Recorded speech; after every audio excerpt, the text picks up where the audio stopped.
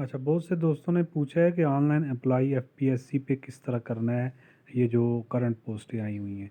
तो मैं अभी आपको पूरा प्रोसेस बताता हूँ कि आपने किस तरह से अप्लाई करना है। सबसे पहले आपने गूगल में चले जाना है। गूगल में आपने एफपीएससी लिखना है, ठीक है। आप एफपीएससी जब आप लिखेंगे तो इस तरह का एक पेज आपके पास ओपन होगा। तो आपने ये नीचे एडवर्टाइजमेंट पे आपने क्लिक करना है, ठीक है जी। एडवर्टाइजमेंट पे जब आप क्लिक करेंगे तो इस तरह का पेज आपके पास आएगा। जॉब्स में आपने करंट एडवर्टाइजमेंट पे क्लिक करना है, ठीक है। वहाँ पे जब आप पहुँचेंगे तो इस तरह का पेज आपके पास ओपन होगा। आपने नीचे ये जो लिखा हुआ है जीआर करंट एडवर्टाइजमेंट, इसके नीचे ये जो कंसोलिडेटेड एडवर्टाइजमेंट है इस पे क्लिक करना है। तो इस तरह का एक पेज आपके पास ओपन हो जाएगा, ठीक है। अगर आपने एडवर्टाइजमेंट देखनी है तो क्लिक हियर करेंगे, ठीक है। आपने अच्छा सबसे पहले आपने चालान को यहाँ से आपने डाउनलोड कर लेना है। उस चालान को आपने फिल करना है और नेशनल बैंक की किसी भी ब्रांच में आपने इसको जाके सबमिट कर देना है। जो एफआईए इंस्पेक्टर की और एडी की फ़ीस है वो 300 है। तो आपने 300 जाके आपने उस बैंक में सबमिट करवा देनी है। और बैंक से ये लाजमी पूछना है कि यहाँ का ब्रांच कोड क्या है, ठीक है। वो क्यों पूछना है मैं आगे चल के आपको बताऊंगा, ठीक है। उसके बाद आपने फ़ीस सबमिट करा ली, आपके पास स्लिप आ गई। तो फिर आपने यहाँ से टू अप्लाई ऑनलाइन पे क्लिक करना है, ठीक है। और इस तरह का पेज आपके पास ओपन हो जाएगा, ठीक है जी। करंट अच्छा सेलेक्ट जॉब इसमें आपने सबसे पहले सेलेक्ट करनी है जी। तो ये इसमें आपने केस देख लेना है। 46 जो है वो इंस्पेक्टर का केस है, तो इसको आपने यहाँ से क्लिक कर देना है, ठीक है।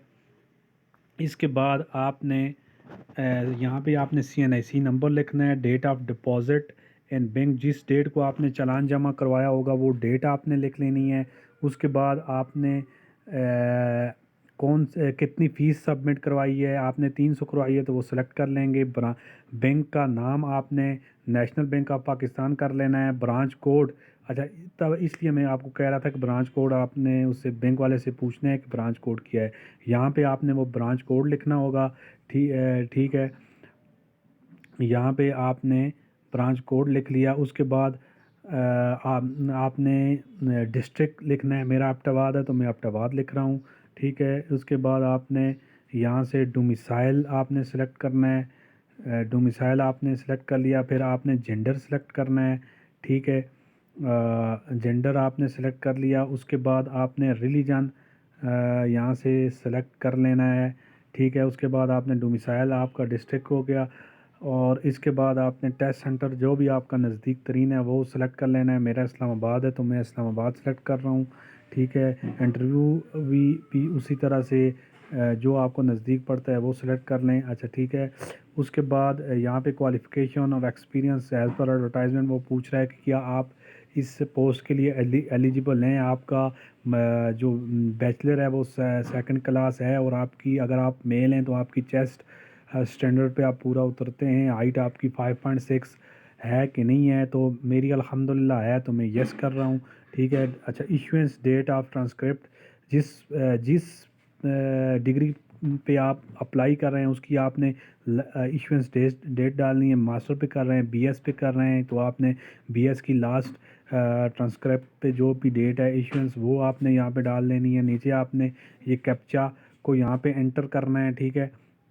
और एंटर करने के बाद आपने यहाँ से प्रोसीड कर देना है। अच्छा, यहाँ से जब आप प्रोसीड करेंगे,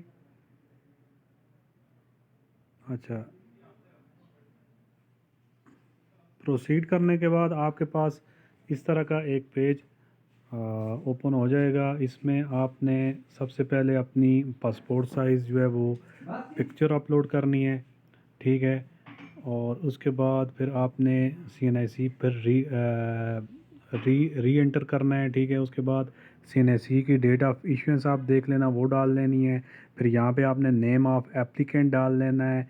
उसके बाद फादर नेम या हस्बैंड नेम जो भी है आपके आईडी कार्ड पे लिखा हुआ वो डाल लेना है। डेट ऑफ बर्थ आपने डाल लेनी है। अगर आप एज रिलैक्सेशन चाहते हैं, अगर आप 28 ईयर से आपकी एज ज़्यादा है तो आप यहाँ पे एज रिलैक्सेशन क्लेम कर सकते हैं, ठीक है, पोस्टल एड्रेस आपने डालना है, यहाँ पे आपने मोबाइल नंबर आपने डालना है, ठीक है, अगर ईमेल है आपकी वो भी डाल दें, ठीक है। अगर आप डिसेबिलिटी हैं, डिसेबिलिटी क्लेम करना चाहते हैं, कोई भी किसी किस्म की डिसेबिलिटी है तो आप उसको क्लेम कर सकते हैं यहाँ पे सेलेक्ट डिसेबिलिटी के ऑप्शन से, ठीक है।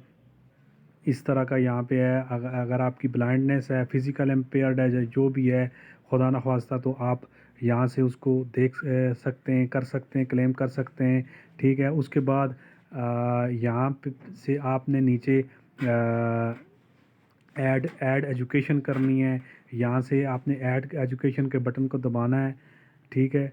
तो ये आपकी आ जाएगी। यहाँ पे आपने क्वालिफ़िकेशन को आपने सेलेक्ट करना है। आप बैचलर पे कर रहे हैं तो आपने यहाँ पे, अगर आपने बीएस किया हुआ है या जो भी किया हुआ है, यहाँ पे आपने सारी डिग्री तकरीबन उन्होंने दी हुई है, ठीक है। जो भी आपकी क्वालिफ़िकेशन है वो आप यहाँ से ले सकते हैं, ठीक है। रिज़ल्ट डेट आपकी लास्ट डिग्री पे आपकी जो भी रिज़ल्ट है वो आप यहाँ से डाल सकते हैं, ठीक है। बोर्ड आपकी कौन सी यूनिवर्सिटी का है, ठीक है। अगर कराची यूनिवर्सिटी है लेट्स सपोज़, या आप यहाँ से कर सकते हैं, ठीक है।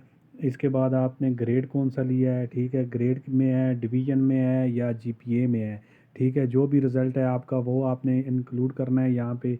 मेजर सब्जेक्ट क्या हैं वो का, अगर बीए बीबीए है तो इसमें मेजर मार्केटिंग में है, फाइनेंस में है, या जो में है जिसमें भी है, और यहाँ से इसको आपने सेव कर देना है, ठीक है। इसी तरह आपने मैट्रिक से लेकर तो लास्ट डिग्री तक आपने सारी जो है इसी तरह से आपने ऐड कर देनी है, ठीक है। जब आप ऐड कर लेंगे, ठीक है, तो यहाँ एक मिनट में ये आपको यहाँ पे करके बताता हूँ ताकि आपके लिए आगे आसानी हो, ठीक है। ए ग्रेड है, ठीक है। तो यहाँ पे मैं सेव इसको करता हूँ। अभी आप ये देख सकते हैं कि मेरी एक डिग्री जो है वो मेरी ऐड ऑन हो गई है। अभी दूसरी को मैं करना चाहता हूँ तो वो मैं इस तरह से करूँगा। अभी इसमें एफएससी को करूँगा, ठीक है। ओ लेवल को मिसाल के तौर पर अगर करते हैं, ठीक है, तो इसी तरह आप इन सब को ऐड ऑन कर लेंगे। जब ऐड ऑन कर लेंगे तो यहाँ से आपने सबमिट योर एप्लीकेशन और प्रीव्यू, ठीक है, ये फॉर प्रीव्यू यहाँ से आपने देख लेना है, तो आपका अप्लाई हो जाएगा।